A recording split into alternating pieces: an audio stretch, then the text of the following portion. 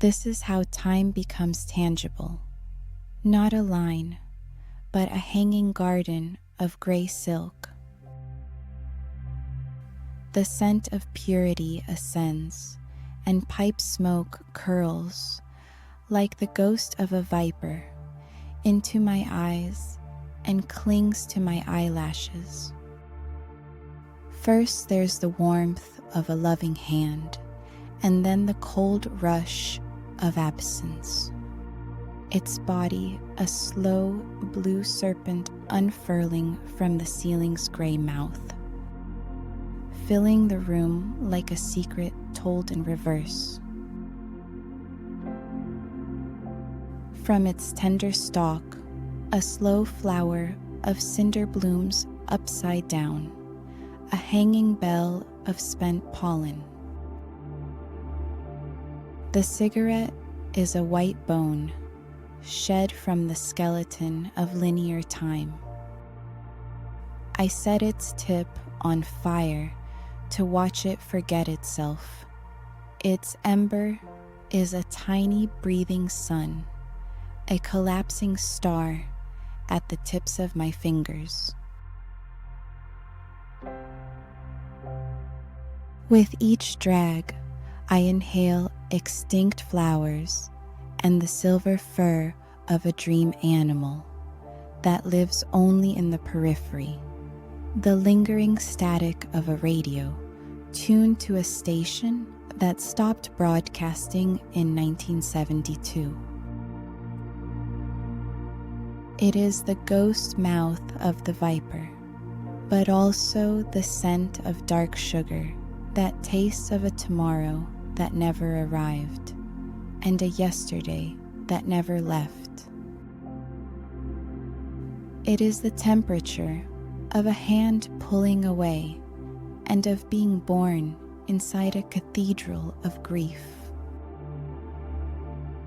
It is a memory before birth of a woman being hollowed out by the loss of a child, and of me pressing on a collage of darkness, a moonless womb, a home where the air was already thick with absence before two tiny pink lungs even took their first breath.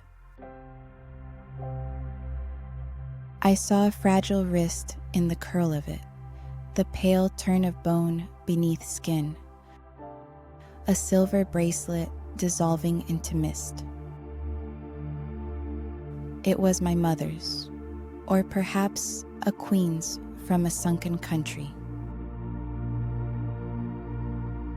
A hummingbird of ember hovered there, drinking from the flower, gushing with the nectar of nicotine.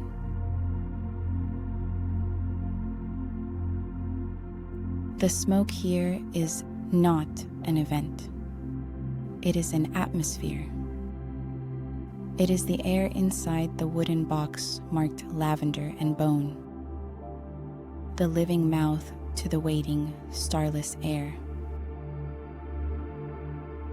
It is the soul's visible sigh, the thought's pale twin, released to the ether to perform its slow autopsy.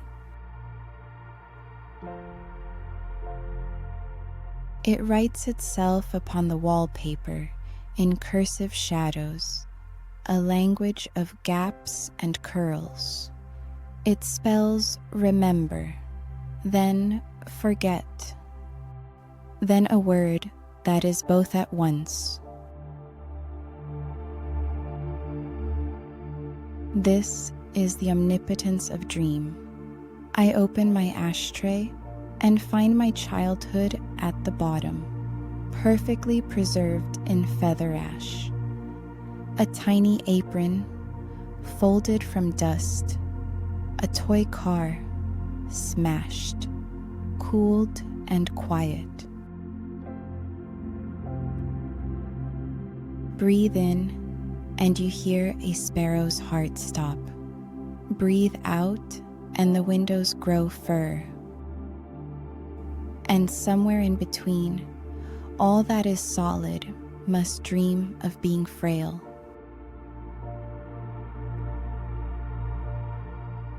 The room inhales and remembers. It was once a forest. The ashtray on the table remembers. It was quartz, pressure and time, light sleeping in stone. My fingers remember.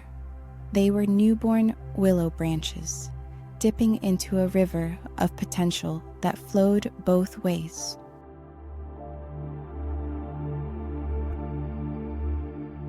I float. My eyes are not eyes. They are two burnt holes in the photograph of a house with a garden, where the roses are cut from magazine ads, their perfume the scent of sanguine dreams. My jaw unhinges, not to scream, but to make room. The smoke enters like a lost sentence, finally coming home. It gathers in my lungs, not as venom, but as archive. Filed here is the shimmer of a freshly baked cake. Over there is a precise chill of a pipe left on the sill. And then something threatens to scatter. It is the sound of a secret breaking its surface tension after 40 plus years of holding perfectly, terribly still. Through the darkness, a hand reaches down, made entirely of breath, its fingers trembling, like the wings of a pale creature that has never touched earth. The smoke climbs into the palm, curling there like a newborn fawn, fragile, luminous, already forgetting the world below. The hand withdraws, closing the firmament behind it, leaving the room excruciatingly empty, except for the faint glimmer of something that almost existed.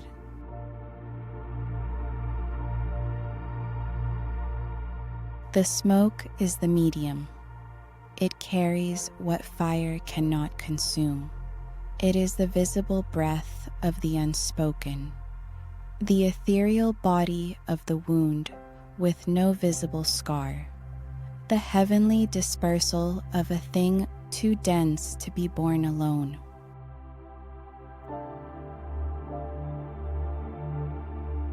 And as the last blue ribbon fades from the ashtray, I feel a coolness on my lip, as if I have just kissed the forehead of a ghost who taught me how to breathe meticulously, without oxygen.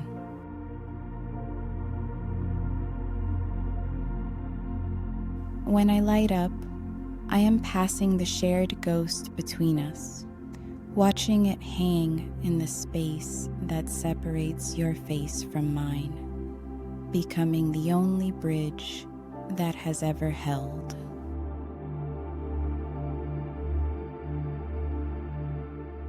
The exhaled breath doesn't die, it clings.